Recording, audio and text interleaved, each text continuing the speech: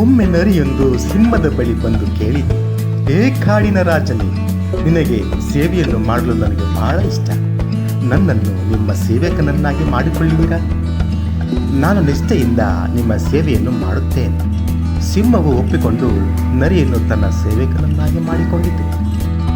ತಾನು ಹೇಳಿದಂತೆ ನರಿಯು ಪ್ರಾಮಾಣಿಕವಾಗಿ ಹಾಗೂ ನಿಷ್ಠೆಯಿಂದ ಸಿಂಹದ ಸೇವೆ ಮಾಡಿತು. ಅದು ಇತರೆ ಪ್ರಾಣಿಗಳನ್ನು ವೀಕ್ಷಿಸಿ ಅವುಗಳ ಬಗ್ಗೆ ಮಾಹಿತಿಯನ್ನು ಸಿಂಹಕ್ಕೆ ನೀಡುತ್ತಿತ್ತು. ಸಿಂಹವು ಪ್ರಾಣಿಗಳನ್ನು ಹಿಡಿದು ತಾನು ತಿಂದು ಬಿಟ್ಟ ಆಹಾರವನ್ನು ನರಿಗೆ ಕೊಡುತ್ತಿತ್ತು.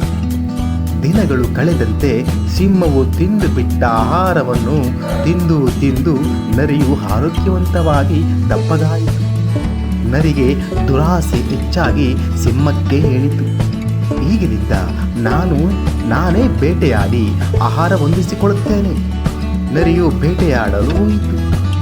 ಅದು ಬಹಳಷ್ಟು ಪ್ರಾಣಿಗಳನ್ನು ನೋಡಿತು, ಆದರೆ ಯಾವುದರ ಮೇಲೆಯೂ ಆಸಕ್ತಿ ಬರಲಿಲ್ಲ.